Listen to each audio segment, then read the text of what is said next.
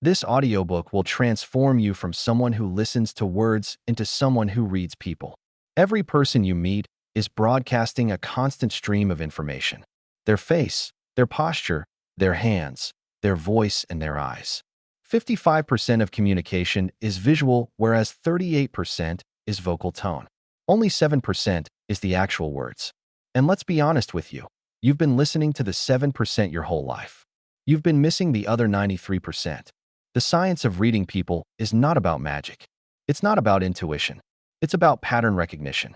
It's about learning the hidden code of human behavior, the microexpressions that flash in a fifth of a second, the subtle shifts in posture that betray discomfort, the vocal tells that reveal deception. In business meetings, you'll know who's aligned and who's resisting. On first dates, you'll sense genuine interest versus polite performance. In negotiations, you'll spot the exact moment they've decided to say yes. Let's begin the decoding and transformation. Chapter 1 decodes the 7, 38, and 55 rule that why words are the least important part of communication. Let me ask you a question. When was the last time someone told you they were fine and you knew? You just knew. They were anything but. You didn't believe the words. You believed the tone, the posture, the eyes, the energy. You read past the language and straight into the truth. That's not intuition. That's pattern recognition. That's your brain doing what it's been doing for millions of years, reading the signals that matter, not just the sounds that come out of someone's mouth. In the 1960s, psychologist Albert Mehrabian wanted to quantify this.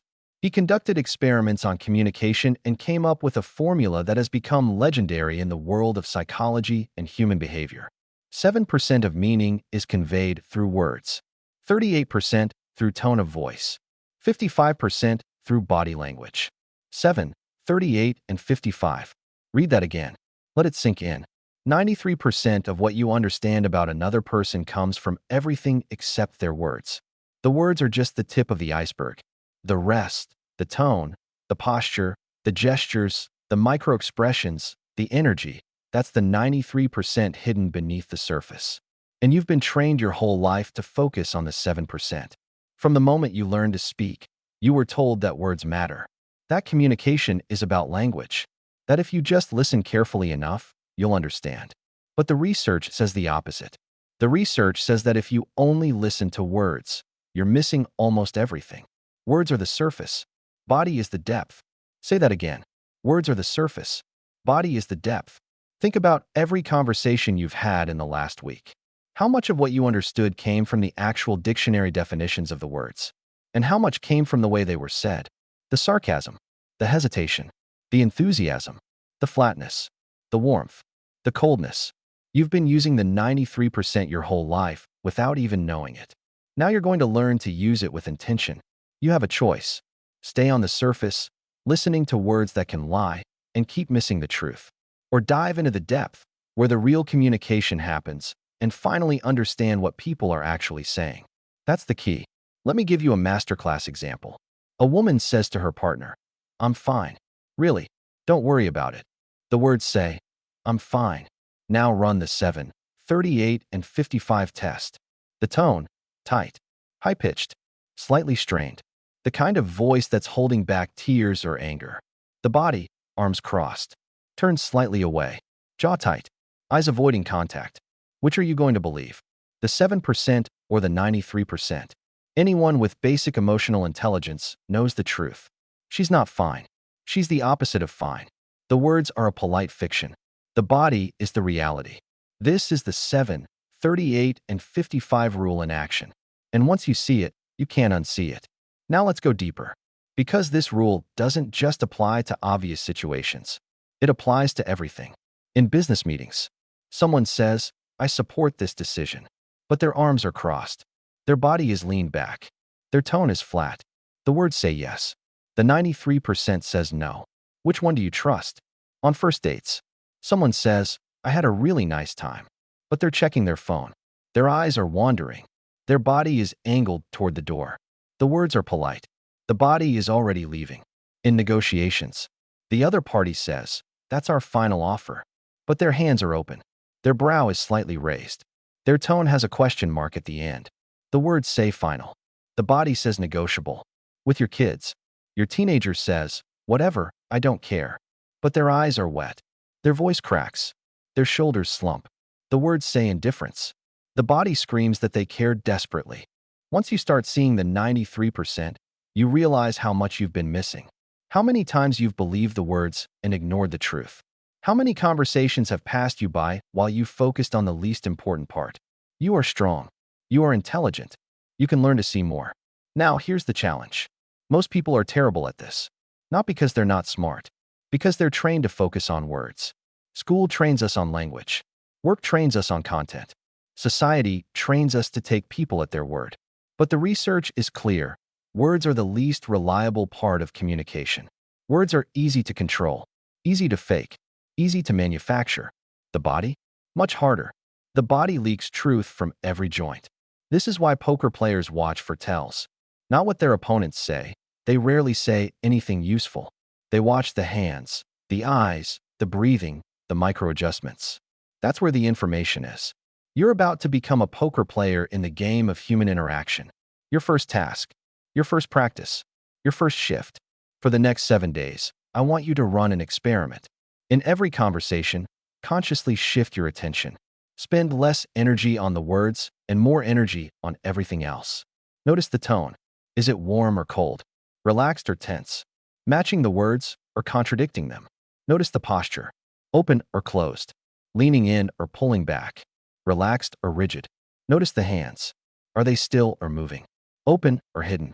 Relaxed or fidgeting? Notice the eyes. Are they meeting yours or darting away? Wide or narrow? Warm or cold? Notice the energy. How do you feel in their presence?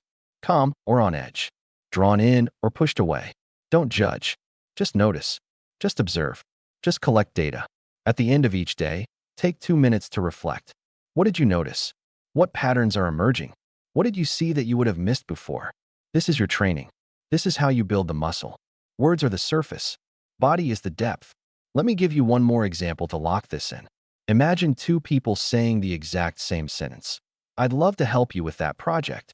Person A says it with warm tone, open posture, leaning forward, genuine smile reaching their eyes, hands open and relaxed. Person B says it with flat tone, arms crossed, leaning back, tight smile that doesn't reach their eyes, hands hidden in pockets. Same words, completely different meaning. Person A means it. Person B is being polite or lying. Without the 93%, you'd hear the same sentence and assume the same meaning. With the 93%, you know the difference instantly. This is your new superpower. Not magic. Science.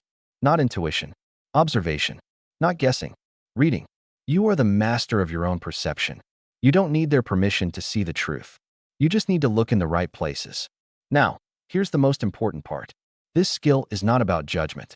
It's not about catching people in lies or proving them wrong. It's about understanding. It's about connection. When you see the 93%, you can respond to what's actually happening, not just what's being said. Someone says they're fine, but you see they're not. You don't have to call them out. You can simply adjust, soften your tone, offer space, ask a different question. You become someone who truly sees them. And that is the foundation of trust. Words are the surface. Body is the depth. This is your foundation. Everything else in this book builds on this single insight.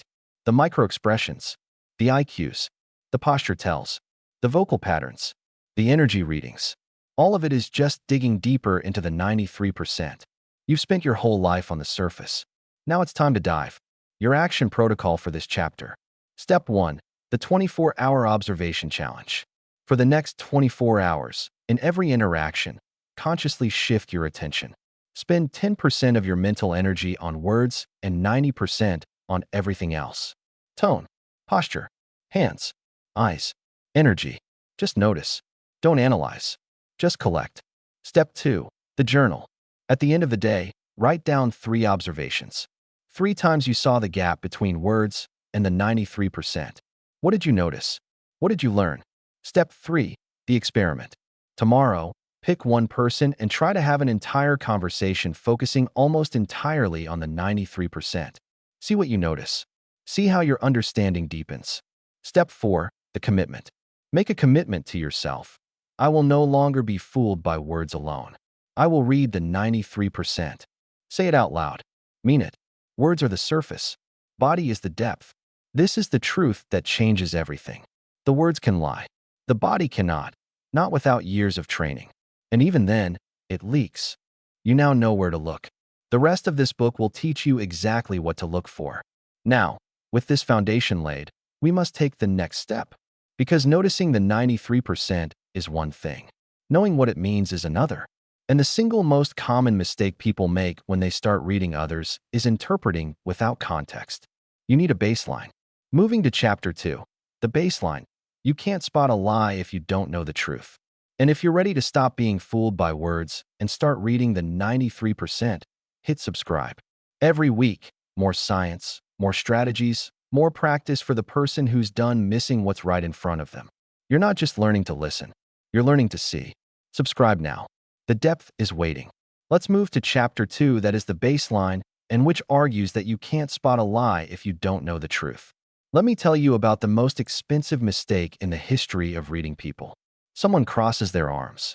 You think, defensive, closed off, unreceptive. You adjust your approach, pull back, assume they're not with you. Later you find out they were just cold. The room was freezing. They crossed their arms to stay warm.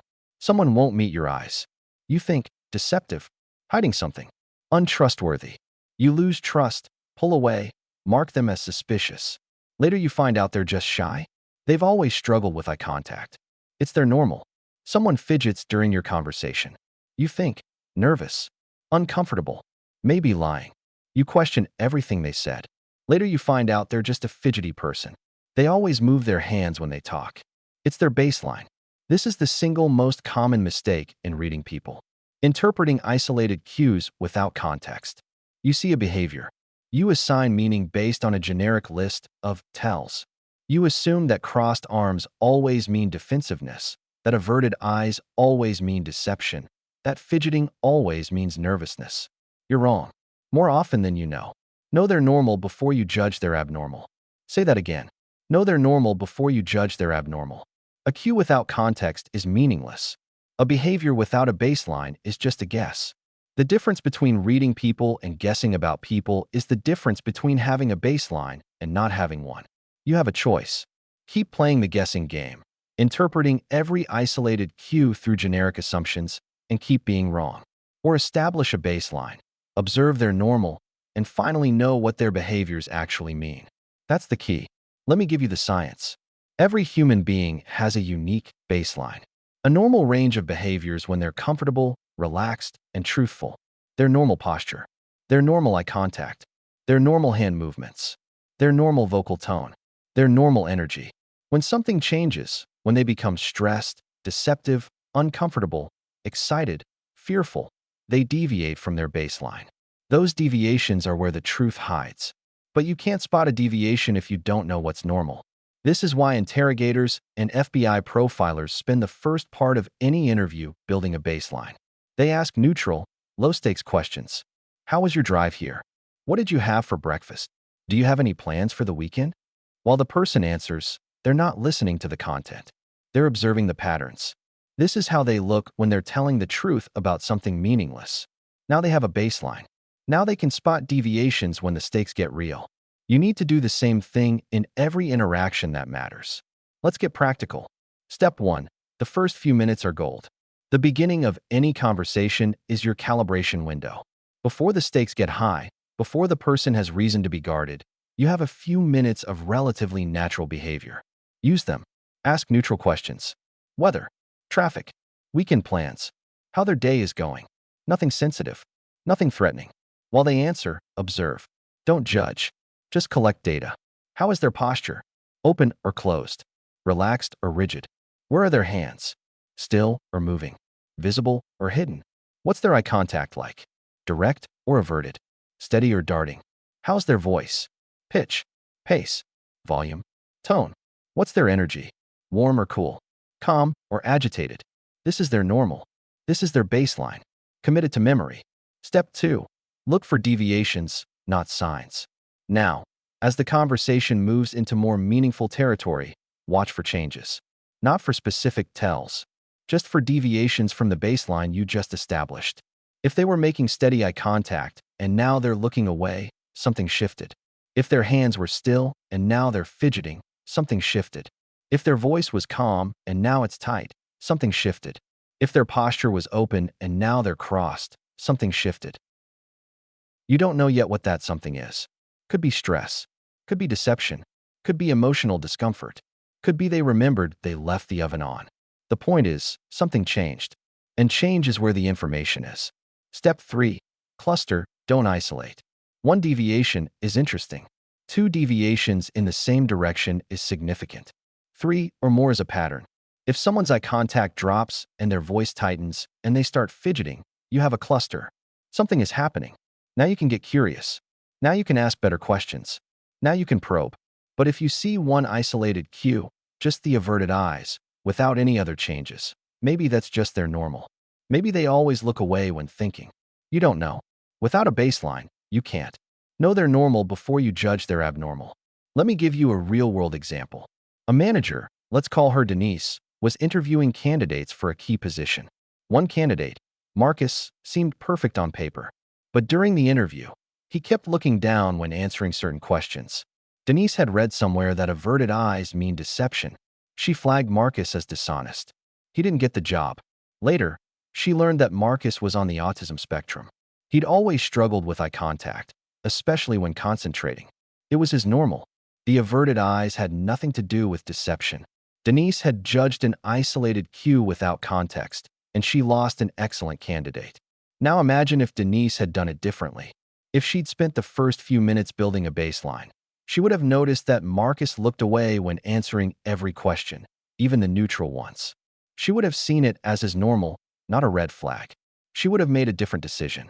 Know they're normal before you judge they're abnormal. This is the difference between guessing and knowing. Let me give you another example. A wife, let's call her Priya, notices that her husband, Raj, has been coming home late and seems distracted. She's worried. She starts watching him closely. One evening, he's on the phone in the other room, and when she walks in, he quickly hangs up. Her heart sinks. He's hiding something, she thinks. He's being deceptive. But Priya had forgotten to establish a baseline. She hadn't noticed that Raj had always been slightly awkward on the phone. He'd always ended calls quickly when someone walked in, even with his own mother. It was his normal. The truth? Raj was planning a surprise party for Priya's birthday. The deception was about something good. But because Priya interpreted an isolated cue without context, she spent weeks in unnecessary anxiety. This is what happens when you don't have a baseline. You see a behavior. You assign meaning. You suffer. And often, you're wrong. You are strong. You are intelligent. You can do better. Now, here's the beautiful thing. Building a baseline doesn't take years of training. It takes minutes. It takes intention. It takes the discipline to observe before you interpret.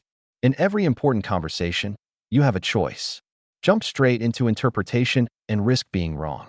Or take a few minutes to calibrate, build your baseline, and then read with accuracy. That's the key. Let me give you the masterclass dialogue. You're in a negotiation. The stakes are high. The other party seems guarded. Before you dive into the hard stuff, you take a breath and ask, "Thanks for making time today. How was your drive over? Did you have any trouble finding the place? This weather has been something else, hasn't it?" While they answer, you're not just making small talk. You're calibrating. You're building your baseline. How do they look when they're relaxed? How does their voice sound? Where are their hands? What's their posture? Now, when you move into the negotiation, you have data. When their voice tightens at your first offer, you notice the deviation. When their eye contact drops when you mention certain terms, you see the shift. When their hands, which were still during small talk, start fidgeting, you register the change. You don't know exactly what those deviations mean yet, but you know something is happening, and that knowledge gives you power. The power to ask better questions. The power to probe deeper. The power to read the situation, not just the words. Know they're normal before you judge they're abnormal. This is the foundational skill of reading people. Everything else builds on it. The microexpressions, the IQs, the posture tells, the vocal patterns. All of it is meaningless without a baseline. A microexpression of fear means one thing in someone whose baseline is calm. It means something else entirely in someone whose baseline is anxious. Eyes that dart away mean one thing in someone whose baseline is steady. They mean something else in someone whose baseline is shifty. You need to know the difference. This is why the best readers of people are patient. They don't jump to conclusions. They observe first. They calibrate. They build a foundation of normal before they start interpreting abnormal. You can be that person. You can be patient. You can observe before you judge. You can know before you act. Your action protocol for this chapter. Step 1. The 24-hour baseline practice. For the next 24 hours, in every conversation, spend the first 30 seconds just observing. Before you interpret anything, just notice. What's their normal? How do they look when they're just being themselves? Don't judge. Just collect. Step 2. The neutral question drill. In your next 3 important conversations, consciously ask neutral questions at the beginning. Weather, traffic, weekend. Observe the answers. Build your baseline. Notice how much clearer the rest of the conversation becomes. Step 3. The deviation log. For 1 week, whenever you notice someone deviating from their baseline, write it down. Not to judge them, just to notice. They started fidgeting when we discussed the deadline. Their voice tightened when I mentioned the budget. Patterns will emerge. Step 4. The pause before judgment. Whenever you feel yourself about to interpret a behavior, pause. Ask, do I know their baseline? Is this a deviation or is this normal? Let the question guide you. Know their normal before you judge their abnormal. This is the practice, not a one-time event. A continuous discipline. A commitment to seeing clearly before you decide what you're seeing. You are the master of your own perception. You don't need their permission to observe. You just need the patience to build a baseline before you jump to conclusions. Now, with this foundation laid, we can move to the most powerful and precise tool in the reader's toolkit. The face. The 43 muscles that reveal truth in 1/25th of a second. The microexpressions that flash before the mask drops. We need to learn to see what the face tries to hide. Moving to Chapter 3. The face, microexpressions, and the 1/25th second truth. And if you're ready to stop guessing and start knowing, hit subscribe. Every week, more science, more strategies, more practice for the person who's done being fooled. You're not just learning to read people. You're learning to see them. Subscribe now. The truth is waiting. It's time for the Chapter 3. The face, microexpressions, and the 1/25th second truth. Let me tell you about the most honest part of the human body. Not the heart, not the gut, the face. 43 muscles, thousands of expressions, and a tiny fraction of them, the ones that matter most, happen too fast for the conscious mind to control. They flash for January 25th of a second, a 25th of a second, faster than a blink, faster than thought, faster than the social mask can slam down. These are microexpressions, and they are the closest thing we have to a direct line to the truth. Psychologist Paul Ekman spent decades studying this phenomenon. He traveled the world, showing photographs of expressions to people in remote cultures, isolated tribes who'd never seen a movie or a magazine. And he found something remarkable. The 7 core emotions are universal. Happiness, sadness, anger, fear, surprise, disgust, contempt. A tribesman in Papua New Guinea makes the same face for disgust as a businessman in New York. A child in rural Africa shows the same fear expression as a CEO in London. These expressions are not learned. They are hardwired. They are part of being human. And they leak. Constantly. Involuntarily. Before we can stop them. The face cannot lie. It can only be covered. Learn to see what's underneath the cover. Say that again. The face cannot lie. It can only be covered. Learn to see what's underneath the cover. Every person you meet is wearing a social mask. The polite smile. The professional composure. The confident facade. But underneath that mask, the truth is flickering across their features in January 25th second bursts. If you learn to see them, you'll know what they're really feeling before they have a chance to hide it. You have a choice. Stay on the surface, believing the mask, and keep being fooled. Or train your eye to see the flashes underneath. That's the key. Let me give you the 7 universal expressions. Learn them. Memorize them. Train yourself to see them. Happiness. The genuine article, what scientists call the Duchenne smile, involves the mouth and the eyes. The corners of the mouth pull up and back. The cheeks lift. And most importantly, the eyes crinkle at the corners. Crow's feet appear. A fake smile stops at the mouth. A real smile reaches the eyes. Sadness. The inner corners of the eyebrows go up and together. The corners of the mouth pull down. The chin may quiver. Sadness is often subtle, a drooping of the entire face, a loss of muscle tone, a heaviness that settles over the features. Anger. Eyebrows pulled down and together. Eyes narrow and glare. Lips pressed together tightly or pull back in a snarl. Nostrils may flare. The face flushes, tightens, prepares for conflict. Anger is hard to miss, but it can flash and disappear in a fraction of a second. Fear. Eyebrows raise and pull together. Eyes widen, whites showing above the iris. Mouth opens slightly, lips stretch horizontally. Fear prepares the body to see more, to take in information, to run. It's the face of survival. Surprise. Eyebrows shoot up, curved and high. Eyes widen, whites showing all around. Jaw drops open. Surprise is the shortest-lived emotion. It appears, then immediately transitions into whatever comes next: fear, joy, relief. If you don't catch it, you miss it. Disgust. The nose wrinkles. The upper lip raises. The cheeks lift. Disgust is the body's rejection response to bad food, bad smells, bad ideas, bad behavior. When someone is disgusted by what they're hearing, their face will tell you, even if their words say something else. Contempt. The most dangerous of the seven. One side of the mouth pulls up and back, a half smirk, a sneer. Contempt is the emotion of superiority. I'm better than you. What you're saying is beneath me. Contempt in a relationship is the single best predictor of divorce. Watch for the asymmetrical smirk. It reveals more than words ever could. 7 emotions. 7 faces. 7 flashes of truth. The face cannot lie. It can only be covered. Learn to see what's underneath the cover. Now, here's what makes microexpressions so powerful. They happen before the mask drops. Before the person can compose themselves, before they can put on their professional face, before they can lie effectively, the truth flickers across their features. You see the flash of anger before it's smoothed into a smile. The flicker of fear before confidence returns. The split-second disgust before politeness takes over. The microexpression of contempt before they say no. Really, it's fine. These flashes are involuntary. They are not controlled by the conscious mind.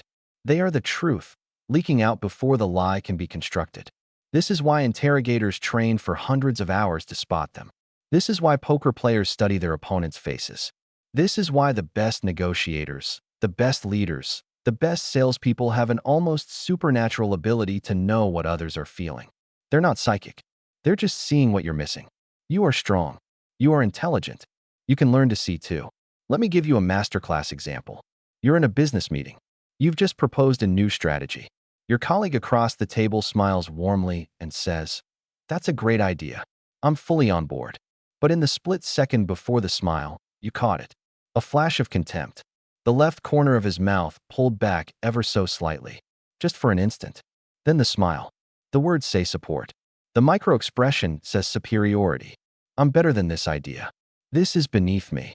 I don't actually respect this at all. Now you know. Not because you're psychic. Because you saw the 1/25th second truth before the mask came down. What do you do with that information? You don't call him out. You don't accuse. You simply adjust. You ask more questions. You probe for the real resistance. You address the unspoken objection. You become someone who sees what's really happening, not just what's being said. That's the power. Another example. You're on a first date. Across the table, your date says, "I'm having such a nice time. This is really great." But as they said it, you caught a flash of sadness. Brief. Barely there. Gone in an instant. Their eyes drooped, just slightly. Their brow tightened, then relaxed. The words say happiness. The microexpression says something else. Maybe they're thinking of someone else. Maybe they're comparing you to an ex. Maybe they're trying to convince themselves they're having a good time when they're not. Now you know. You can't prove it.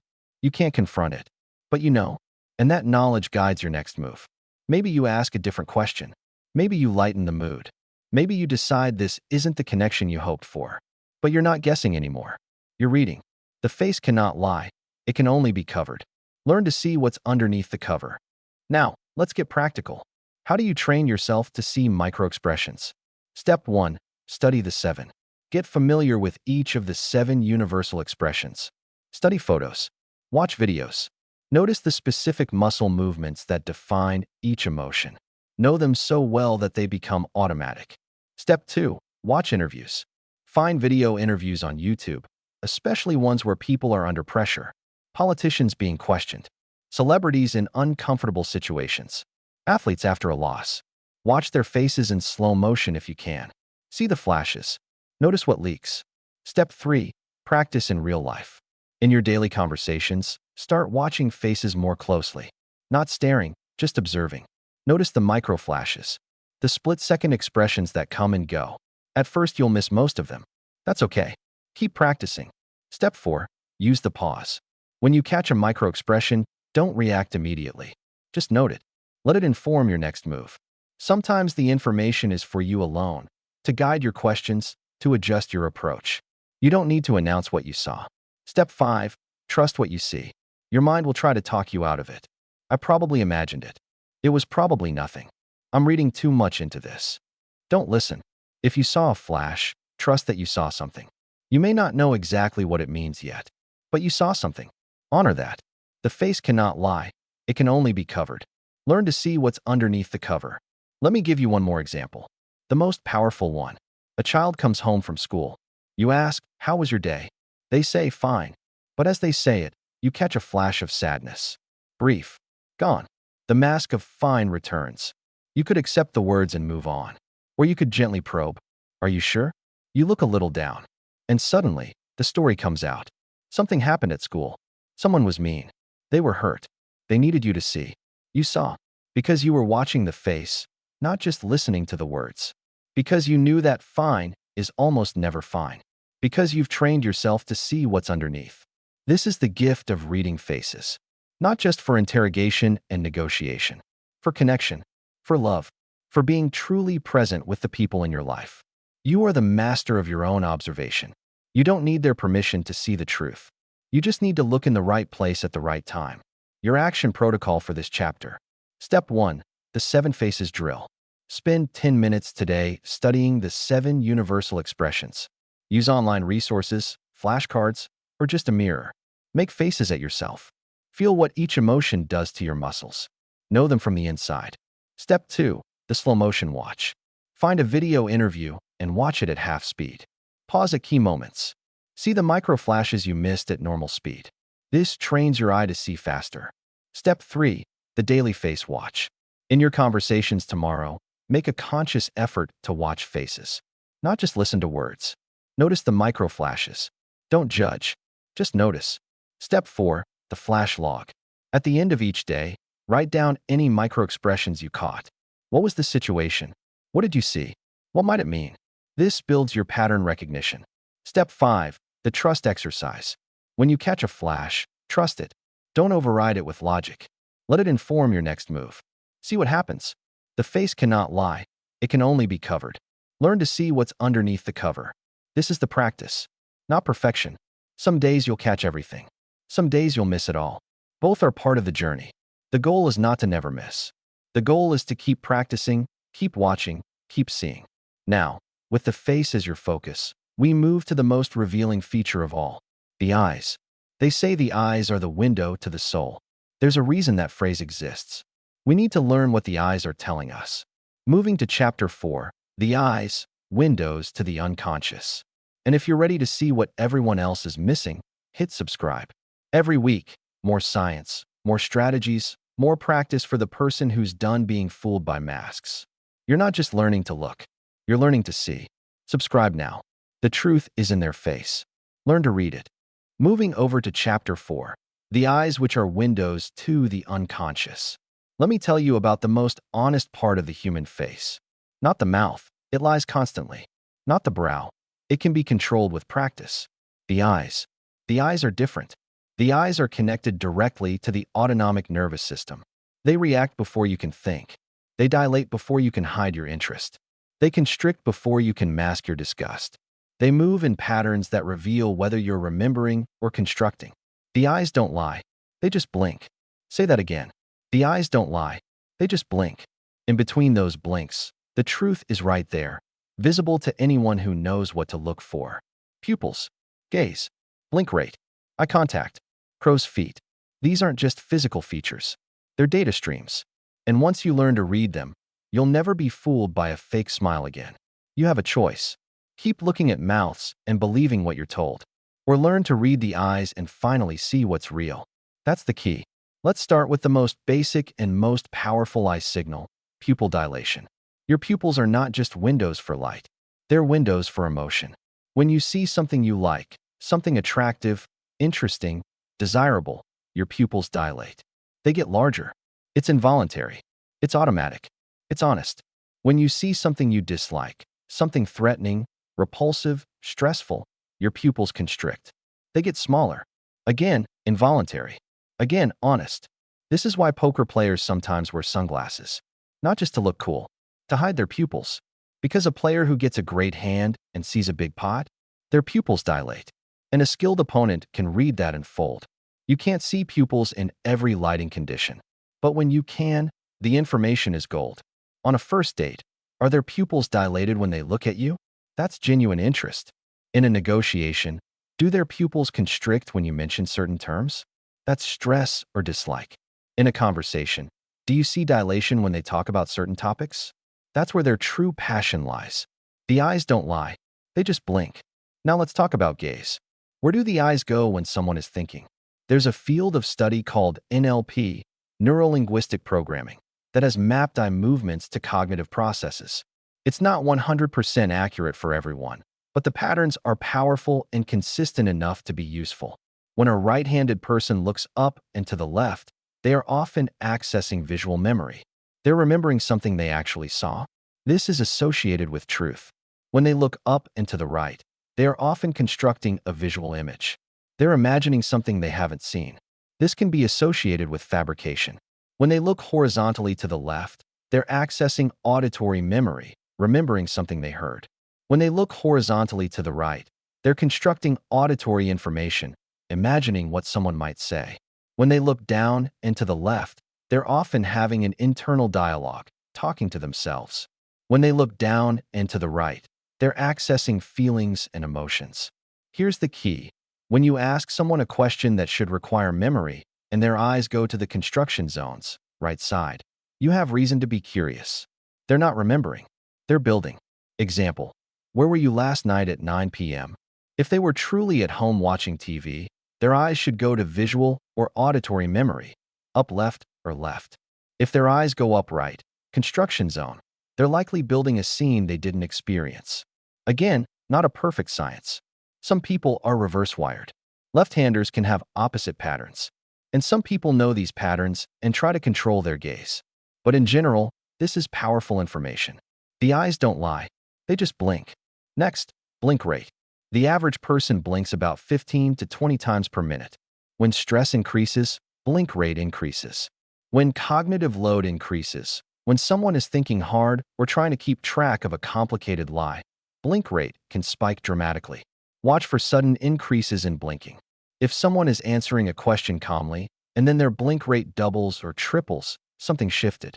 Stress, cognitive load, possibly deception. Conversely, decreased blinking can indicate intense focus. Someone who's locked in, paying close attention, processing deeply. It can also indicate attempted control, someone who knows that blinking reveals stress and is trying to suppress it. Very controlled people can drop their blink rate to near zero for short periods. That control itself is information. Why are they trying so hard? Now, eye contact patterns. We've all heard that liars avoid eye contact. It's not that simple. Some liars avoid eye contact. Some liars overcompensate. They stare too intently, trying too hard to seem honest. Some truth tellers avoid eye contact because they're shy, anxious, or from cultures where direct eye contact is disrespectful. This is why you need a baseline. Remember Chapter 2? This is where it pays off. What's their normal eye contact? Do they usually look at you comfortably, occasionally glancing away? Do they usually look down when thinking? Do they usually scan the room? Once you know they're normal, deviations matter. If they normally meet your eyes and suddenly can't, something shifted. If they normally look away and suddenly stare, something shifted. The deviation is the signal. The Duchenne marker. This is the gold standard for genuine smiles. French neurologist Guillaume Duchenne studied the difference between real and fake smiles. A fake smile involves only the mouth. The corners pull up, but the eyes remain unchanged. A genuine smile, a Duchenne smile, involves the eyes. The cheeks lift. The eyes crinkle at the corners. Crow's feet appear. The entire face lights up. When someone smiles at you, look at their eyes. Are the eyes smiling too? Or is it just the mouth? If the eyes are flat while the mouth is up, that smile is manufactured. They're being polite, not genuine. They're performing, not connecting. This is especially powerful in romantic contexts. Someone can say, "I love you," with a fake smile. But if the eyes aren't crinkling, the words are hollow. The eyes don't lie. They just blink. Let me give you a masterclass example. You're in a job interview. The interviewer seems warm, engaged, interested. They're smiling. They're nodding. The words are all positive. But you notice something. Their pupils are constricted, not dilated with interest, constricted, like they're looking at something they don't like. And their blink rate is elevated, higher than normal. And when you talk about your qualifications, their eyes flick up and to the right, construction zone, as if they're imagining something, not remembering what's on your resume. The words say great candidate. The eyes say something else entirely. Maybe they've already decided on someone else. Maybe they have concerns they're not voicing. Maybe they're just going through the motions. Now you know, not because they told you, because you read the windows to their unconscious. What do you do with that information? You don't confront. You adjust. You ask different questions. You address unspoken concerns. You create space for the real conversation. Or you decide this isn't the right fit and move on. Either way, you're not guessing anymore. You're reading. Another example. You're talking to someone new, a potential friend or partner. They seem interested. They're asking questions. They're engaged. But when you look at their eyes during your answers, they're wandering, scanning the room, looking at their phone, not settling on you for more than a second. The words say interest. The eyes say distraction. The eyes say you're not the priority right now. Believe the eyes. Now, the most powerful example. A loved one says, "I'm fine." You've heard it 1,000 times. But this time, you look at their eyes. They're not meeting yours. They're slightly down and to the right, the feeling zone. And there's a wetness there, barely contained. The pupils are slightly dilated, emotional arousal. The blink rate is erratic, stress. "I'm fine." The eyes say something completely different. The eyes say they're hurting, they're struggling, they need you to see. And because you read the eyes, you do see. You don't accept "I'm fine." You gently probe. You offer presence. You become someone who truly sees them. This is the gift of reading eyes. Not just for spotting lies, for deepening connection, for being present with the people you love. The eyes don't lie. They just blink. You are strong. You are intelligent. You can learn to read this language. Your action protocol for this chapter. Step 1. The pupil watch. In your next few conversations, notice pupils when you can. In good light, up close. Do they dilate with interest? Constrict with dislike? Just notice. Don't judge. Just collect data. Step 2. The gaze map. Practice tracking where people's eyes go when they think. Ask questions that require memory. What did you do last weekend? Watch the eye movement. Ask questions that require imagination. What would you do if you won the lottery? Watch the difference. Build your map. Step 3. The blink count. In low-stakes conversations, casually notice blink rate. Is it steady? Does it spike at certain topics? What might that tell you?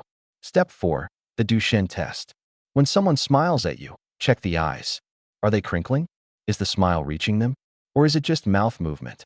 This one practice alone will transform your social awareness. Step 5. The daily eye journal. At the end of each day, write down one observation about someone's eyes. What did you notice? What might it mean? Over time, patterns will emerge. The eyes don't lie. They just blink. This is the practice, not perfection. Some days you'll catch everything. Some days you'll miss it all. Keep practicing. Keep watching. Keep seeing. Now, with the eyes as your focus, we move down the body. Because the face is just the beginning. The rest of the body is broadcasting constantly. Posture, positioning, gestures, feet. And unlike the face, most people forget to control it.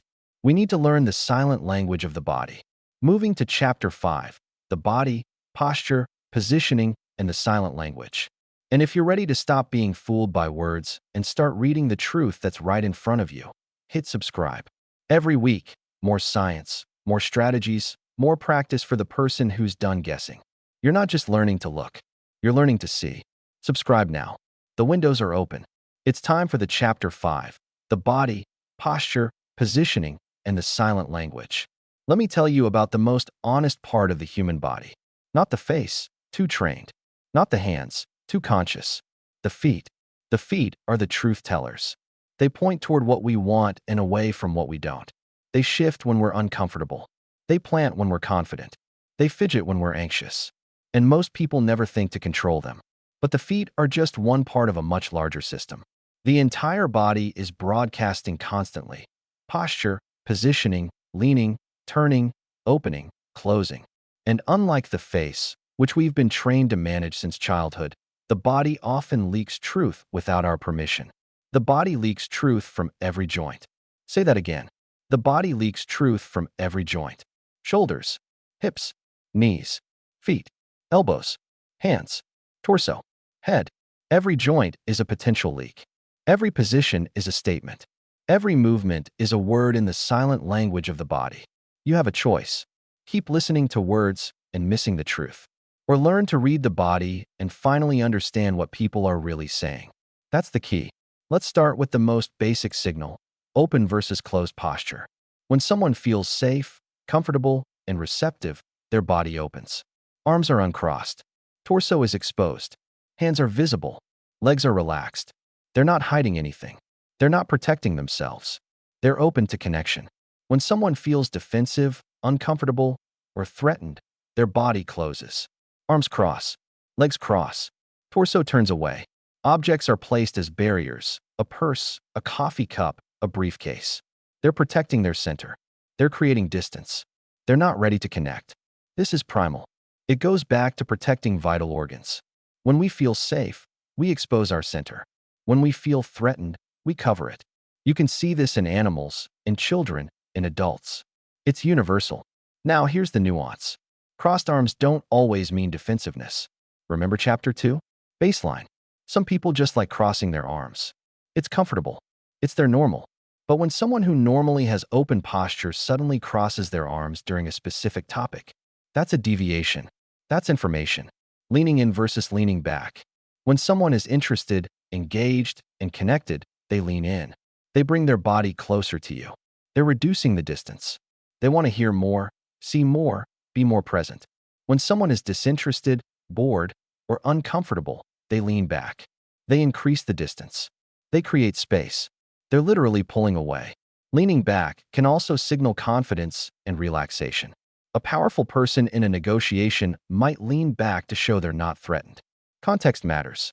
But sudden shifts from leaning in to leaning back during a specific topic, that's a red flag.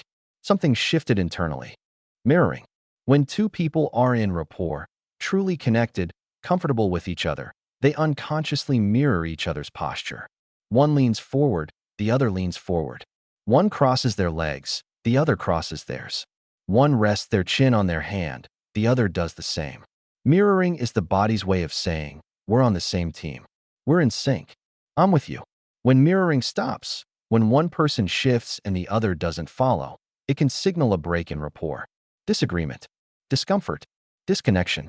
If you're in a conversation and you notice the other person isn't mirroring you, it doesn't automatically mean they're against you. But it's worth noticing. It's worth checking in. Sudden shifts. This is the most important signal of all. A sudden change in posture, from open to closed, from leaning in to leaning back, from still to fidgety, almost always means something shifted internally. You said something. They reacted. Their body changed before their words could catch up. That shift is pure information. Maybe you hit a sensitive topic. Maybe you made them uncomfortable. Maybe you triggered a memory. Maybe they disagree but don't want to say it. Whatever it is, something happened. And their body told you before their mouth could lie. Now let's talk about the feet. The most honest part of the body. Feet point toward what we want.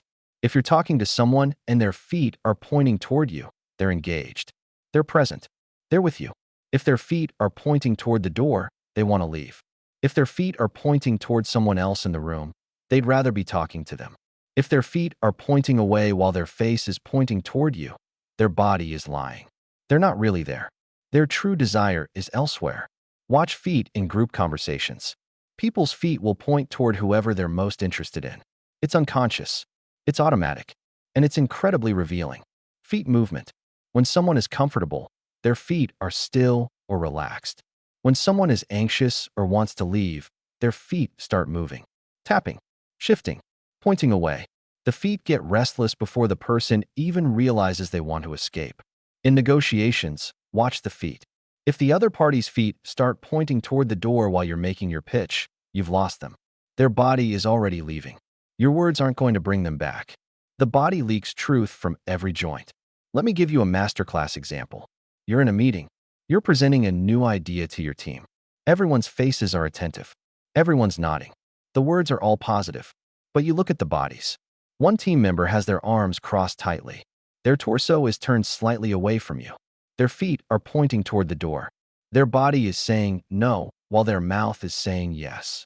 Another team member is leaning forward. Their arms are open.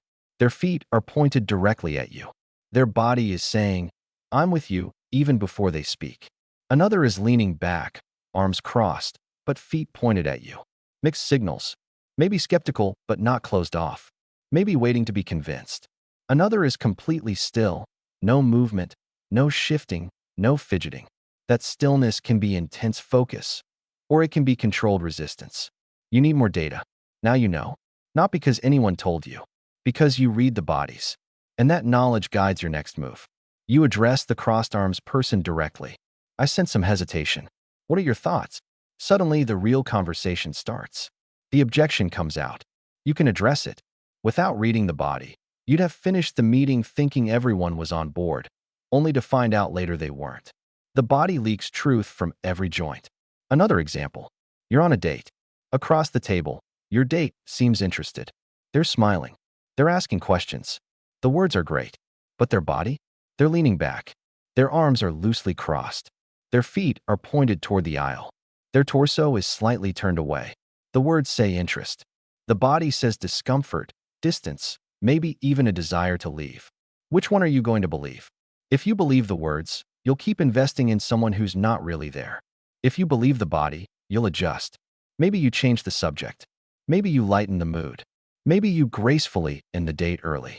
Either way, you're not guessing. You're reading. Now, the most powerful example. A child comes home from school. You ask about their day. They say fine, but their shoulders are hunched. Their body is turned away. Their feet are pointed toward their room. They're not making eye contact. Fine. The body says something completely different. The body says something happened. Something hurt. Something they don't want to talk about. And because you read the body, you don't accept fine. You sit down. You soften your posture. You open your arms. You say, you seem a little down. Want to talk about it? And maybe, just maybe, they do. This is the gift of reading bodies. Not just for business and negotiation. For connection. For love. For being truly present with the people in your life. The body leaks truth from every joint. You are strong. You are intelligent. You can learn to read this language. Let's get practical. How do you train yourself to read bodies? Step 1. The posture scan. In every conversation, do a quick mental scan of the other person's body. Open or closed. Leaning in or back. Feet pointing where? Just notice. Don't judge. Just collect data. Step 2. The shift watch. Pay attention to sudden changes. When did their posture shift? What was said right before? The shift is where the information lives. Step 3. The feet focus. For one full day, make feet your primary focus. In every interaction, look at where people's feet are pointing. Toward you? Away? Toward someone else? Toward the door? You'll be amazed at what you see. Step 4. The mirror test. Notice whether people are mirroring your posture. If they are, rapport is high. If they're not, something might be off. Use this information to adjust your approach. Step 5. The body journal. At the end of each day, write down one observation about someone's body language. What did you notice? What might it mean? Over time, patterns will emerge. The body leaks truth from every joint. This is the practice, not perfection. Some days you'll catch everything. Some days you'll miss it all. Keep practicing. Keep watching. Keep reading. Now, with the body as your focus, we move to the most expressive part below the head. The hands. They speak when the mouth is silent. They reveal what words hide. We need to learn what the hands are telling us. Moving to Chapter 6, Hands and Gestures, the Unconscious Illustrators. And if you're ready to stop being fooled by words and start reading the truth that's right in front of you, hit subscribe. Every week, more science, more strategies, more practice for the person who's done guessing. You're not just learning to look, you're learning to see. Subscribe now. The body is talking. Learn to listen. Chapter 6 is about hands and gestures, which are truly the unconscious illustrators. Let me tell you about the most expressive part of the human body that most people completely ignore. Not the face, too obvious. Not the eyes, too intense. The hands. The hands are constantly talking, even when the mouth is silent. They point, they shape, they rub, they tap, they hide, they reveal. And most people have no idea how much information they're broadcasting through their fingers. Watch the hands. They speak when the mouth is silent. Say that again. Watch the hands. They speak when the mouth is silent. The hands are connected to the same neural networks that control speech. When you think, your hands want to move. When you feel, your hands want to express. When you're anxious, your hands need to self-soothe. When you're confident, your hands open and expand. When you're hiding something, your hands disappear. You have a choice. Keep looking at faces and listening to words. Or learn to read the hands and finally see what people are really saying. That's the key. Let's start with the most basic hand signal: open palms versus hidden hands. Open palms facing up or out is an ancient signal of honesty and receptivity. It says, I have nothing to hide. I'm open to you. I'm telling the truth. Think about it. When someone wants to show they're sincere, they often turn their palms up. When someone swears an oath, they raise an open hand. When someone welcomes you, they open their palms. Hidden hands are the opposite. Hands in pockets. Hands behind the back. Hands clasped together. Hands under the table. When the hands disappear, something is being concealed. Not necessarily a lie. Could be discomfort, nervousness, or just cold hands. But concealment is concealment. The question is, what are they hiding? In a negotiation, if the other party's hands suddenly go into their pockets or behind their back when you mention a certain topic, something shifted. They're closing off. They're protecting something. They're not as open as they were a moment ago. Self-soothing gestures. This is one of the most powerful categories of hand signals. When humans experience stress, anxiety, or discomfort, we self-soothe. We touch ourselves. We rub our skin. We play with objects. It's the adult version of a child sucking their thumb. Watch for touching the neck, rubbing the hands together, stroking the arm, playing with jewelry, tapping fingers, fidgeting with a pen, touching the face, though this overlaps with other signals. These gestures increase under stress. When someone suddenly starts self-soothing during a conversation, something shifted internally. You said something that made them uncomfortable. You hit a sensitive topic. They're processing stress. Their hands are telling you before their mouth can respond. The key is the shift. Remember baseline. If someone always plays with their jewelry, it might just be a habit. But if they were still and now they're suddenly rubbing their neck, that's a deviation. That's information. Illustrators versus manipulators. This is a crucial distinction from behavioral psychology. Illustrators are gestures that accompany and illustrate speech. Pointing, shaping ideas in the air, counting on fingers, using hands to emphasize words. Illustrators are normal. They show engagement.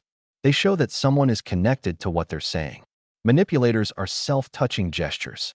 Rubbing, scratching, stroking, picking. Manipulators are about self-comfort, not communication. When someone is telling the truth comfortably, they typically use a normal amount of illustrators. Their hands move naturally with their words. When someone becomes anxious, perhaps because they're lying or because the topic is sensitive, manipulators often increase. They start rubbing their hands, touching their face, playing with their clothes. Their hands shift from communicating to self-soothing. When someone is trying very hard to control their image, perhaps they're lying and know it, illustrators may decrease. Their hands become still. Too still. They're trying not to leak, so they freeze their hands completely. That stillness itself is a signal. Watch the hands. They speak when the mouth is silent. Let me give you a masterclass example. You're in a job interview. The candidate seems great. Good answers. Good eye contact. Confident posture. But you notice their hands. When you ask about their experience at their previous company, their hands, which were open and expressive a moment ago, suddenly clasped together. They're not gesturing anymore. They're holding on to each other. The knuckles are slightly white. Then, as they answer, one hand comes up and touches their neck, then rubs the back of their head, then back to clasping. The words are smooth. The face is composed. The hands are screaming. Something about that previous job is sensitive. Maybe they were fired. Maybe they had conflict. Maybe they're stretching the truth. You don't know exactly what, but you know something shifted. And because you read the hands, you ask a follow-up. You dig deeper. You find the truth. Another example. You're in a negotiation. The other party is making their pitch. Their words are confident. Their face is calm. But their hands are hidden under the table the entire time. You can't see them. That's a red flag. Why are the hands hidden? What are they doing under there? Fidgeting? Clenching? Sweating? Whatever it is, they don't want you to see it. And that's information. In some cultures, it's normal to keep hands on the table. In others, not. But deviation from their own baseline matters. If they had their hands visible earlier and now they're hidden, something changed. Another example. You're talking to a friend about something difficult. They're trying to be strong. They say, "I'm fine. It doesn't bother me." But their hands are rubbing together constantly. They're twisting a napkin. They're picking at their nails. The words say fine. The hands say stressed, anxious, bothered. Believe the hands. Now, the most powerful example. A child comes to you with a problem. They're trying to explain what happened at school.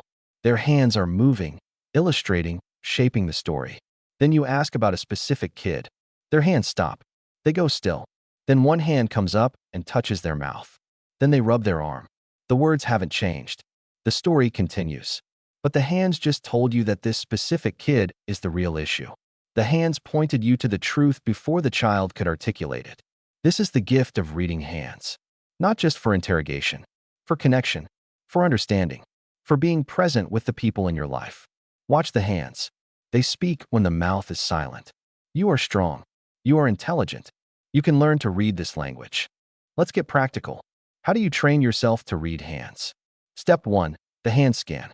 In every conversation, take a moment to look at the other person's hands. Where are they? Visible or hidden? Still or moving? Open or closed? Just notice. Don't judge. Just collect data. Step 2. The shift watch. Pay attention to when hand behavior changes. What was said right before they started self-soothing? Right before their hands went still? Right before they hid them? The shift is where the information lives. Step 3. The illustrator/manipulator distinction. Practice noticing whether hands are illustrating speech or self-soothing. Illustrators equals engaged, comfortable, communicative. Manipulators equals stressed, anxious, uncomfortable. This one distinction will transform your reading ability. Step 4. The hidden hands alert. When someone's hands are hidden, note it. Ask yourself, why can't I see their hands? What might be going on? Use this awareness to guide your questions. Step 5. The hand journal. At the end of each day, write down one observation about someone's hands. What did you notice? What might it mean? Over time, patterns will emerge. Watch the hands. They speak when the mouth is silent. This is the practice, not perfection. Some days you'll catch everything. Some days you'll miss it all. Keep practicing. Keep watching. Keep reading. Now, with the hands as your focus, we move to the channel that carries the other 38% of meaning. The voice, tone, pace, pitch, volume, all the information that lives between the words. We need to learn to listen to what's really being said. Moving to Chapter 7, the voice, listening to what's between the words. And if you're ready to stop being fooled by words and start reading the truth that's right in front of you, hit subscribe. Every week, more science, more strategies, more practice for the person who's done guessing. You're not just learning to look, you're learning to see. Subscribe now. The hands are talking. Learn to listen. Moving to Chapter 7, the voice, listening to what's between the words. Let me ask you a question. What's the difference between "I love you" said with warmth and presence and "I love you" said flatly while scrolling through a phone? Same words, completely different meaning. The difference isn't in the words. It's in the voice, the tone, the pace, the pitch, the volume, the music behind the lyrics. Remember the 7, 38, and 55 rule from Chapter 1? 38% of meaning comes from the voice, more than 5 times what comes from the words. The voice carries more information than the actual language, and most people are barely listening to it. Listen to how they speak, not just what they say. Say that again. Listen to how they speak, not just what they say. The voice is a direct line to the emotional state. It reveals anxiety, confidence, deception, excitement, boredom, attraction, repulsion. The words can be crafted. The voice leaks truth. You have a choice. Keep listening to words and missing the music. Or learn to hear what's between the words and finally understand what people are really saying. That's the key. Let's break down the vocal channels. Tone. The emotional quality of the voice. Warm or cold. Soft or hard. Relaxed or tense. Tone reveals how someone feels about what they're saying and about you. Warm tone says connection, comfort, authenticity. Cold tone says distance, discomfort, guardedness. Tense tone says stress, anxiety, holding back. Relaxed tone says safety, confidence, ease. When tone and words don't match, trust the tone. Always. Pitch. The highness or lowness of the voice. Pitch rises with emotional arousal, excitement, anxiety, fear, anger. Pitch drops with calm, confidence, authority. When someone's pitch suddenly rises during a specific topic, something shifted. They're more emotionally activated. Could be excitement. Could be anxiety. Could be they're lying and feeling the pressure. The rise itself is the signal. When someone's pitch drops and becomes more monotone, they may be trying to control their emotions. They're suppressing. They're holding back. That control is information. Pace. How fast or slow someone speaks. Increased pace can indicate excitement, enthusiasm, or rehearsed speech. Someone who's told a line many times can deliver it quickly and smoothly. But a sudden increase in pace when a sensitive topic arises? That's worth noting. Slowed pace can indicate deep thought, careful consideration, or buying time to construct a lie. When someone who normally speaks at a moderate pace suddenly slows down and hesitates, they're processing something. Their brain is working harder. The question is, are they remembering or constructing? Volume. Loud or soft. Projected or withdrawn. Increased volume can indicate confidence, anger, or trying to dominate. Decreased volume can indicate insecurity, sadness, or trying to hide. Sudden shifts in volume during a conversation signal emotional shifts. Pauses and fillers. Like, you know, well. These are not just bad habits. They're vocal pauses that reveal cognitive load. When the brain is working harder, constructing a story, remembering details, managing anxiety, fillers increase. If someone answers a simple question with excessive fillers, their brain is working overtime. Why? What are they constructing? Prolonged pauses before answering are even more telling. A 2-second pause before, "I love you too," means something very different than an immediate response. The pause is where the truth lives. Incongruence. This is the master signal. When the voice and the words don't match, the voice is telling the truth. "I'm so happy for you," said with a flat, tight voice means the opposite. "That's fine," said with elevated pitch and fast pace means it's not fine. "I agree," said with hesitation and fillers means they don't agree. Listen to how they speak, not just what they say. Let me give you a masterclass example. You're in a relationship. You ask your partner, "Do you still love me?" They look you in the eye and say, "Of course I love you." The words are perfect, but the voice? There's a half-second pause before they answer. Their pitch is slightly higher than normal. Their pace is a little too fast. There's a tightness in their tone. The words say love. The voice says something else. Not necessarily that they don't love you, but something is off. Something is being held back. Something needs to be explored. If you only listen to the words, you miss it. If you listen to the voice, you know to ask more. You know to create space for the real conversation. Another example. You're in a business meeting. A colleague presents an idea. You ask for feedback. Another colleague says, "I think it's great." But the voice is flat, monotone, no enthusiasm, no energy. And there's a long pause before they spoke. The words say support. The voice says indifference or active resistance. Now you know. You don't confront. You just note it. Later, you might ask privately, "You seemed a little hesitant in there. What are your real thoughts?" And suddenly the real feedback emerges. Another example. You're on a first date. You ask, "Are you having a good time?" They say, "Yeah, it's really nice." But their voice is low, quiet, almost withdrawn. The pitch is flat. The pace is slow. The words say yes. The voice says no. Or at least, not really. Now you have a choice. Push through and hope it gets better, or gracefully end the evening and save both of you the trouble. Listen to how they speak, not just what they say. Now, the most powerful example. A friend tells you they're going through a hard time. They're using all the right words. "I'm managing. I'm getting through it. I'll be okay. But their voice is tight, high-pitched, slightly shaky. There are long pauses between sentences. Their volume drops at the end of each phrase. The words say they're okay. The voice says they're not okay at all. They're barely holding it together. They need help. They need someone to see through the words. And because you listen to the voice, you do see. You don't accept "I'm okay." You sit down. You soften your own voice. You say, "You don't sound okay. I'm here. What's really going on?" That's the gift of listening to the voice.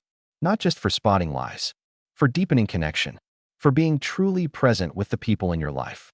Listen to how they speak, not just what they say. You are strong. You are intelligent. You can learn to hear what's between the words. Let's get practical. How do you train yourself to listen to the voice? Step 1. The voice scan. In every conversation, take a moment to notice the voice. Not the words, the voice. Tone, pitch, pace, volume. Just notice. Don't judge. Just collect data. Step 2. The shift watch. Pay attention to when the voice changes. What was said right before the pitch rose? Right before the pace slowed? Right before the fillers increased? The shift is where the information lives. Step 3. The filler count. Notice when fillers increase. Like you know. More fillers equals more cognitive load. More cognitive load equals something's happening in their brain. Be curious. Step 4. The pause test. When someone pauses before answering, notice it. A pause is not empty space. It's processing. What are they processing? Why do they need that time? Step 5. The incongruence alert. When tone and words don't match, flag it. Trust the tone. Let it guide your next question, your next move. Listen to how they speak, not just what they say. This is the practice, not perfection. Some days you'll catch everything. Some days you'll miss it all. Keep practicing. Keep listening. Keep hearing. Now, with the voice as your focus, we move to the most subtle channel of all. The one that scientists struggle to measure, but every human feels. Energy. Presence. The invisible field that tells you more than any single cue. We need to learn to feel what's really there. Moving to Chapter 8. Energy and intuition. The invisible channel your body reads. And if you're ready to stop being fooled by words and start hearing what's between them, hit subscribe. Every week, more science, more strategies, more practice for the person who's done guessing. You're not just learning to listen. You're learning to hear. Subscribe now. The voice is talking. Learn to listen. Our next chapter, Chapter 8, is about energy and intuition, the invisible channel your body reads. Let me tell you about the channel that scientists struggle to measure, but every human being feels. It's not the face. It's not the body. It's not the voice. It's energy. The invisible field of presence that surrounds every person. Some people walk into a room and the entire atmosphere shifts. The energy lifts. You feel lighter, warmer, more alive. Others walk in and the room seems to dim. You feel heavier, colder, drained. This is not mystical. It's not psychic. It's the sum total of all the other cues: face, body, voice, microexpressions, posture, tone, processed unconsciously by your brilliant nervous system. Your brain is taking in millions of bits of data per second, and your conscious mind can only handle about 50. The rest? It becomes a feeling, an intuition, a gut sense. Your body knows before your mind does. Learn to listen to both. Say that again. Your body knows before your mind does. Learn to listen to both. That feeling you get about someone, the something's off sensation, the I don't trust them instinct, the inexplicable sense of connection, that's not magic. That's your nervous system processing data your conscious mind hasn't caught up to yet. That's the invisible channel. And it's often more accurate than anything you can articulate. You have a choice. Ignore that feeling, dismiss it as irrational, and keep getting fooled. Or learn to read energy, trust your intuition, and finally see what's really there. That's the key. Let's talk about what energy feels like. Some people fill a room. They walk in and you feel their presence before they speak. Not in an aggressive way, just in a way that commands attention. Their energy is expansive. It takes up space. It makes itself known. Some people disappear. They're physically present, but energetically absent. You forget they're in the room. Their energy is contracted, withdrawn, barely there. Some people energize you. After talking to them, you feel lighter, more alive, more motivated. Their energy is generative. It gives rather than takes. Some people drain you. After 5 minutes with them, you feel exhausted, heavy, depleted. Their energy is consuming. It pulls from you without giving back. These are not judgments. They're data. Your body is telling you something about the person's emotional state, their authenticity, their impact on others. Learn to read it. Energy congruence. This is where it gets really interesting. When someone's energy matches their words and body, they feel authentic. They feel real. You trust them without knowing why. When someone's words say one thing, their body says another, and their energy says something else entirely, they feel off. You can't put your finger on it, but something doesn't align. That misalignment is where the truth hides. The person who's smiling but whose energy feels cold and withdrawn, something's wrong. The person who's saying all the right things but whose energy feels desperate and grasping, something's off. The person who seems confident but whose energy feels fragile and anxious, they're performing. Your body knows before your mind does. Learn to listen to both. Let me give you a masterclass example. You're at a networking event. You meet someone new. They're charming, good-looking, well-dressed. They say all the right things. They ask about your work. They seem interested. By all objective measures, this is a great connection. But something feels off. You can't explain it. There's a tightness in your chest, a subtle urge to step back. You feel slightly drained just talking to them. Your mind says, they're great. Great connection. This is exactly who you should know. Your body says, something's wrong. Be careful. Don't trust this. Who do you believe? If you're like most people, you'll override the body. You'll ignore the feeling. You'll exchange numbers, set up a meeting, and later find out they were using you, or they're not who they seemed, or they drained you for months before you finally cut ties. If you learn to read energy, you pause. You thank them politely. You don't commit. You trust the feeling, and you save yourself months of trouble. Another example.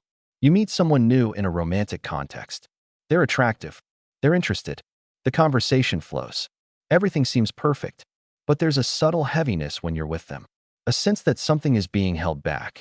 A feeling that they're not fully present, even when they're looking right at you. Your mind says, this is great.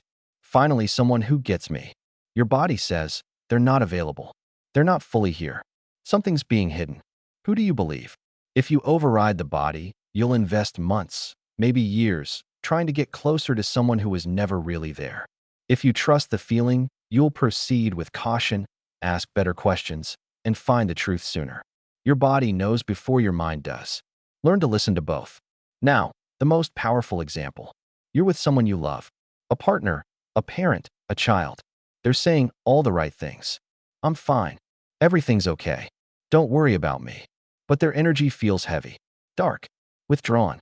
You feel a distance that wasn't there before. You feel a sadness that they're not expressing. Your mind wants to believe the words. It's easier.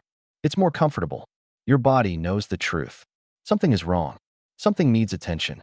Something needs your presence. And because you read energy, you don't accept fine. You sit down. You soften. You say, you don't feel fine. I'm here. What's really going on? And maybe, just maybe, they let you in. This is the gift of reading energy.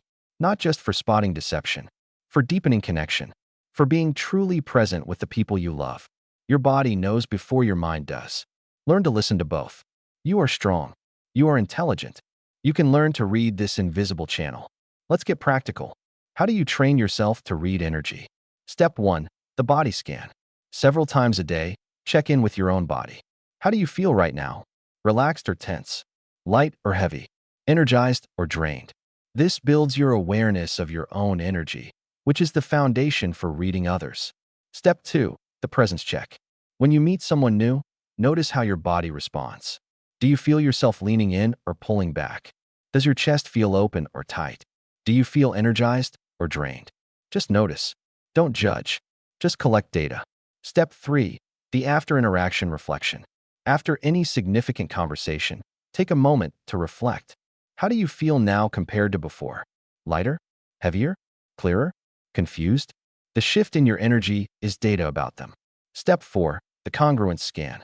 Notice when someone's energy doesn't match their words. That misalignment is where the truth hides. Trust it. Let it guide your next move.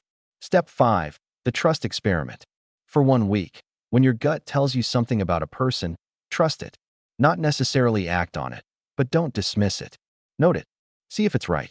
Over time, you'll build confidence in your own intuition.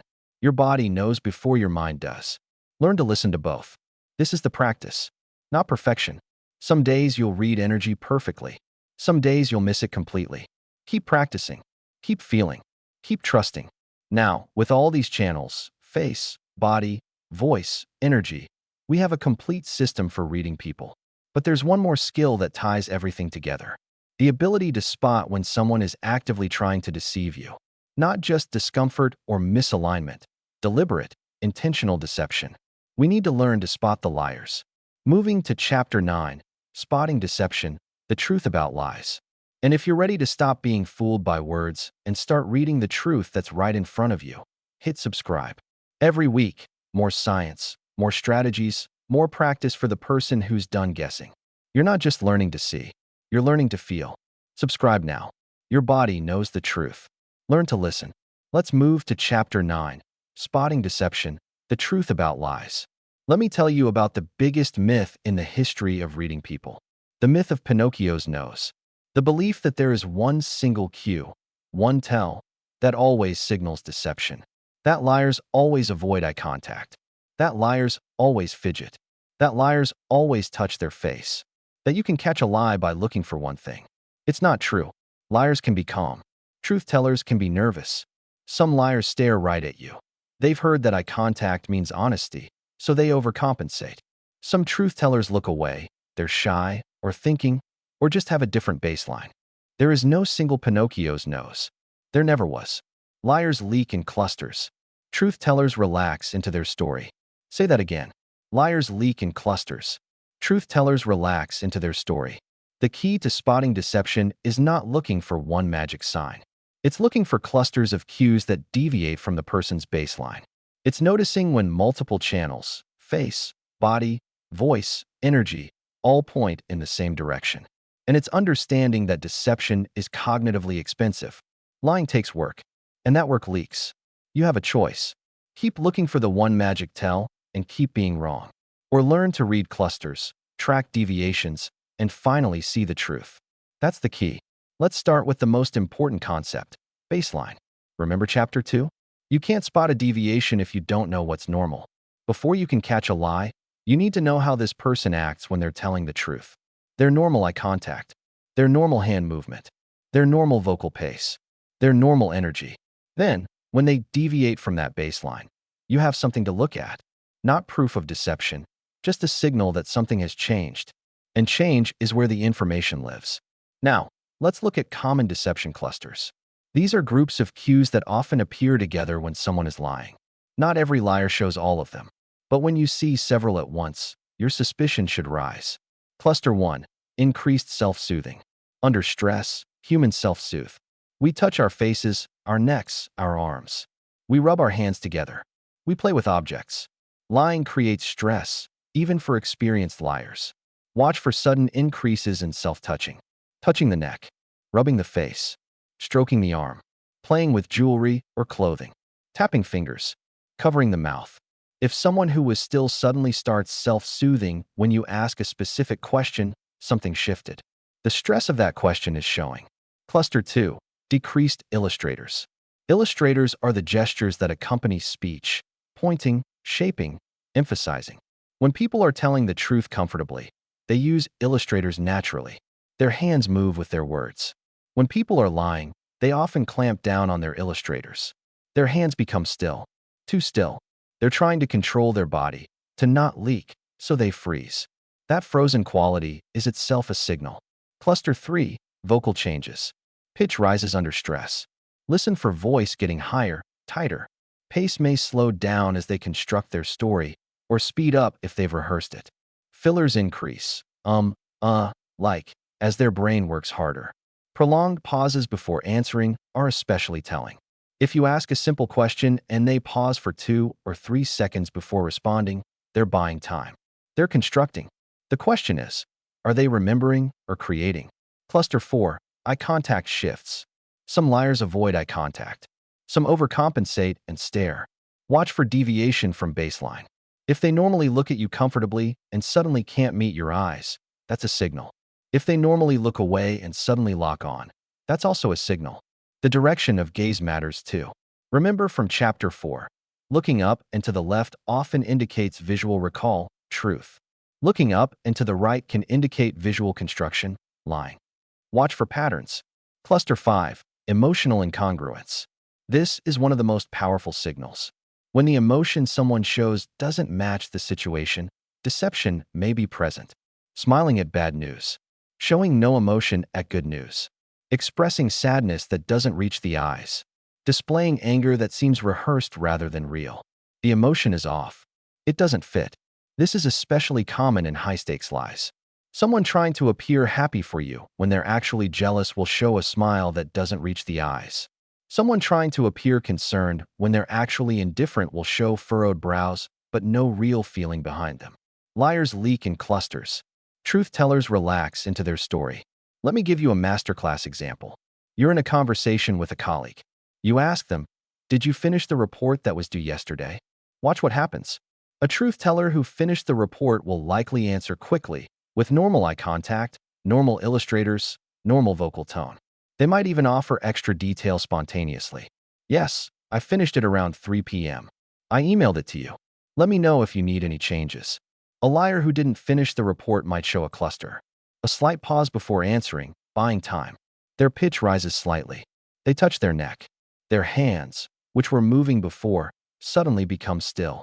Their eye contact might lock on a little too intensely or dart away. Their answer is short, with fewer details. "Yeah, it's done." No spontaneous offer of information.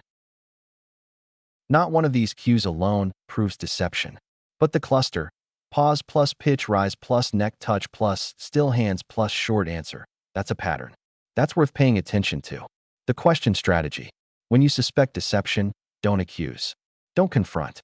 Just ask better questions. Open-ended questions are your friend. "Tell me more about that. How did that happen? What was that like?" Truth-tellers tend to offer more information spontaneously. They expand. They elaborate. They give details you didn't ask for.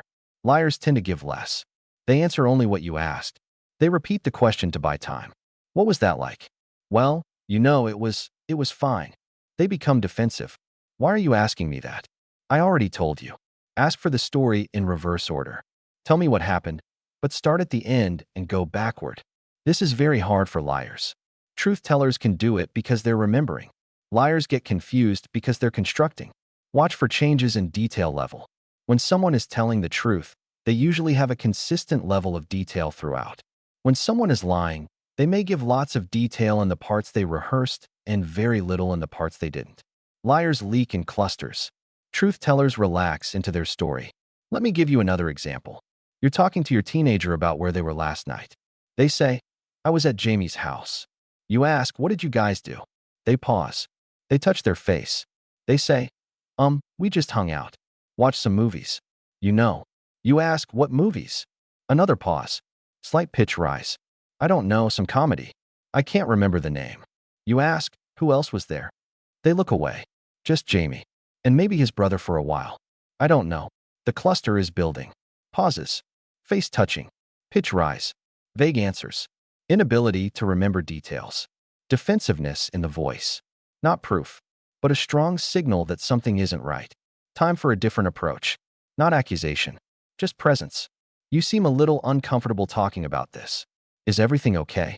That open door might get you closer to the truth than any interrogation. Emotional incongruence in action. Imagine someone tells you they just got a promotion. They're smiling. They're saying all the right things. But the smile doesn't reach their eyes. Their voice is flat. Their energy is heavy, not light. The words say happiness. Everything else says something else. Maybe they're worried about the new responsibility. Maybe they're sad about leaving their team. Maybe they're not actually happy at all. If you only listen to the words, you miss the real story. If you read the cluster, you know to ask more. "You seem a little conflicted. How are you really feeling about it?" And the real conversation begins. Liars leak in clusters. Truth-tellers relax into their story. You are strong. You are intelligent. You can learn to spot deception. Let's get practical. How do you train yourself to catch lies? Step 1. Master baseline first. Before you try to spot deception, practice establishing baseline in every conversation. Know they're normal before you look for abnormal. This is non-negotiable. Step 2. Look for clusters, not singles. One cue is interesting. Two cues in the same direction is significant. Three or more is a cluster. Train yourself to notice patterns, not isolated signs. Step 3. Listen for detail level. Notice how much detail someone offers spontaneously. Truth tellers tend to give more. Liars tend to give less and become defensive when pressed. Step 4. Watch for emotional incongruence. When the emotion doesn't match the situation, flag it. Ask yourself, what would I expect someone to feel here? Is this person showing that? Step 5. Use open-ended questions. When you suspect deception, ask questions that require elaboration. Tell me more about that. How did that happen? Watch how they respond. The response is data. Liars leak in clusters. Truth tellers relax into their story. This is the practice, not perfection. Some days you'll catch every cluster. Some days you'll miss them all. Keep practicing. Keep observing. Keep learning. Now, with the ability to spot deception, we have one final skill to master. Because reading people is not just about catching lies. It's about building connection. It's about using what you see to create trust, rapport, and genuine understanding. We need to learn how to use these skills ethically. Moving to Chapter 10, Building Connection, Using Your Skills Ethically. And if you're ready to stop being fooled and start seeing the truth, hit subscribe. Every week, more science, more strategies, more practice for the person who's done guessing. You're not just learning to read people. You're learning to connect with them. Subscribe now. The truth is waiting.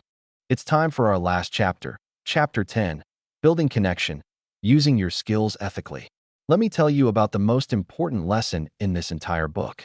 You've learned to read faces. You've learned to read bodies. You've learned to read voices. You've learned to read energy.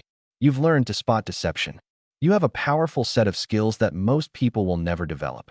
Now comes the question that will define how you use them. Will you use these skills to manipulate, control, and exploit? Or will you use them to connect, understand, and serve? Read to connect. Everything else is just noise. Say that again. Read to connect. Everything else is just noise.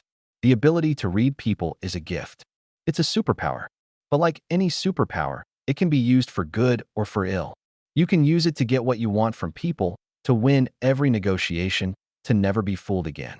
Or you can use it to truly see people, to understand their needs, to build trust that transforms relationships.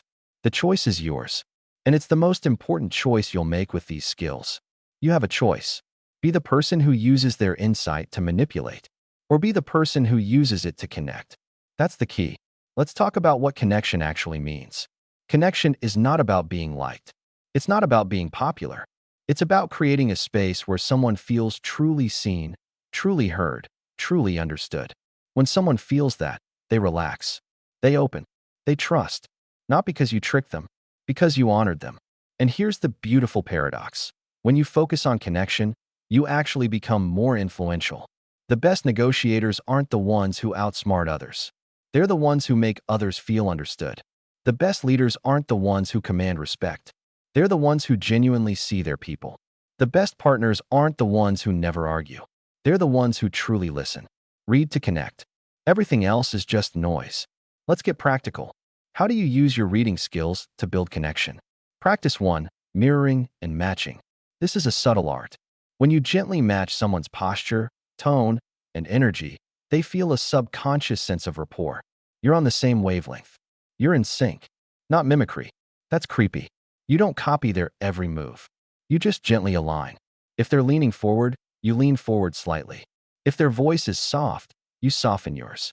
If their energy is calm, you slow down. This is not manipulation. It's attunement. It's saying with your body, I'm with you. I'm like you. We're connected. When done skillfully, the other person feels comfortable and safe. They don't know why. They just know they like being around you. Practice 2. Validation through observation. This is where your reading skills become a gift. When you notice someone's emotional state, discomfort, excitement, sadness, anxiety, you can acknowledge it. Not in a confrontational way, just in a way that says, I see you. You notice your colleague seems tense. You say, you seem a little on edge today. Everything okay? That simple acknowledgement can open a door. You notice your partner seems withdrawn. You say, you feel distant tonight. Want to talk about it? That invitation can prevent days of misunderstanding. You notice your child is frustrated. You say, "This seems really hard for you right now. I'm here." That validation can calm a storm. When you acknowledge what you see, people feel seen. And feeling seen is the foundation of trust. Practice 3. Adjusting in real time. Reading is not a one-time event. It's continuous. As you talk to someone, their state shifts. Your job is to notice those shifts and adjust your approach accordingly. If you sense tension, you soften.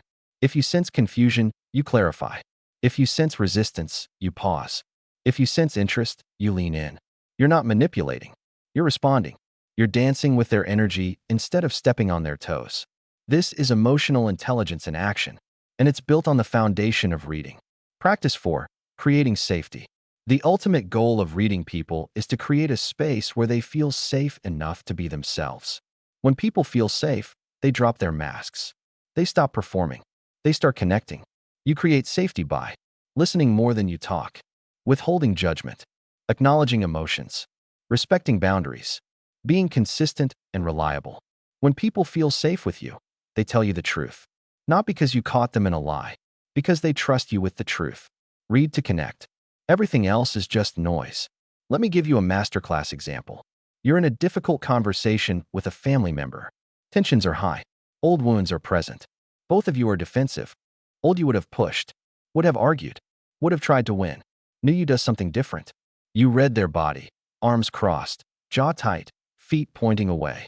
You hear their voice, tight, high-pitched, defensive. You feel their energy, closed, guarded, hurt. Instead of pushing, you soften. You uncross your own arms. You lower your voice. You say, "I can see this is really hard for you. I'm not here to fight. I'm here to understand." Their body shifts slightly. Not much, but a little. The crossed arms loosen. The jaw relaxes a fraction. You keep going. "What I'm hearing is that you felt hurt when I said that. Is that right?" They nod. Their eyes soften. The conversation shifts from conflict to connection. Not because you won, because you saw them. This is the power of reading people used ethically. Not to manipulate, to connect, to heal, to build. Another example. You're in a negotiation. The other party is playing hardball. They're making demands. They're not budging. Old you would have matched their energy, would have fought back, would have tried to out-negotiate them. New you reads them. You notice the micro-expression of fear that flashes when they mention their bottom line. You notice the way their voice tightens when they talk about their company's struggles. You notice the energy of desperation beneath the bravado. Instead of pushing harder, you pause. You say, "It sounds like you're under a lot of pressure to make this deal work. What's the most important outcome for you here?" Suddenly, the mask drops. They start talking about what they really need. Not what they're demanding, what they actually need. And suddenly, there's room for a solution that works for both of you. You didn't win. You connected. And connection created a better outcome than winning ever could have. Read to connect. Everything else is just noise. Now, the most powerful example. Someone you love is hurting. They're not saying it. They're putting on a brave face. They're saying, "I'm fine," with a smile that doesn't reach their eyes. Old you would have accepted, "I'm fine," would have moved on, would have missed the opportunity to be there for them. New you reads them. The flat tone, the still hands, the energy that feels heavy, dimmed, the smile that doesn't reach the eyes. You don't accept "I'm fine." You sit down. You soften. You say, "You don't seem fine. I'm here." Whatever it is, you don't have to carry it alone. And maybe they cry. Maybe they finally let it out. Maybe they tell you what's been weighing on them for weeks. And in that moment, you don't just read them. You love them. You're present for them. You connect. This is why you learn these skills. Not to win arguments. To be there for the people who matter. Read to connect. Everything else is just noise. You are strong. You are intelligent. You have a gift. Now choose how to use it. Let's get practical. How do you build connection ethically? Step 1. Set your intention. Before any important interaction, set your intention. I am here to understand. I am here to connect. I am here to serve. Let that intention guide your reading. Step 2. Read to understand, not to judge. When you notice something in someone's face, body, or voice, don't label it as good or bad. Just notice it. Be curious. What might they be feeling? What might they need? Curiosity opens connection. Judgment closes it. Step 3.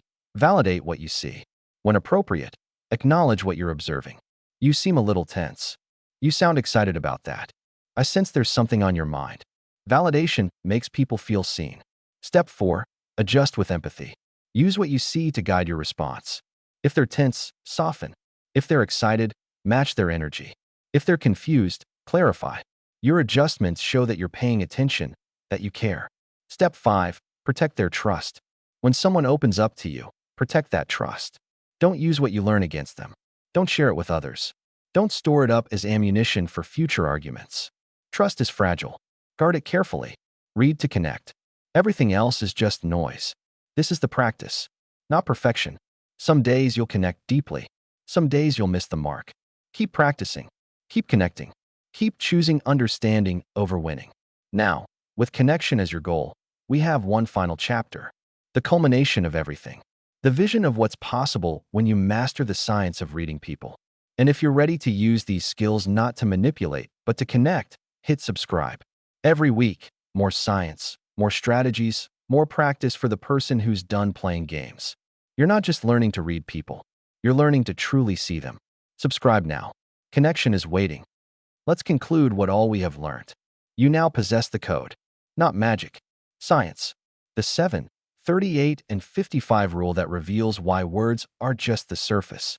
The baseline that gives context to every cue. The microexpressions that flash truth before the mask drops. The eyes that never truly lie. The posture, hands, and voice that leak emotion. The energy your body reads before your mind catches up. You know how to spot deception, not by one sign, but by clusters and deviations. You know how to build trust through attunement and connection. You know that reading people is a responsibility, not a weapon. And you know the ultimate truth. Reading people is not about winning. It's about understanding. It's about connection. It's about seeing the humans behind the masks we all wear. Now, take this into the world. Not as a weapon, but as a gift. In your next meeting, watch the faces behind the words. In your next conversation, listen to the tone beneath the content. In your next negotiation, feel the energy shift before it's spoken. You are no longer guessing. You are reading. You are understanding. You are connecting. The science of reading people is now yours. Go, see, connect, and rule every occasion. And if you're ready to master the hidden code of human behavior and understand anyone, anywhere, at any time, hit subscribe. Every week, more science, more strategies, more practice for the person who's done guessing and ready to know. You're not just learning to read people. You're learning to connect with them. Subscribe now. The code is waiting.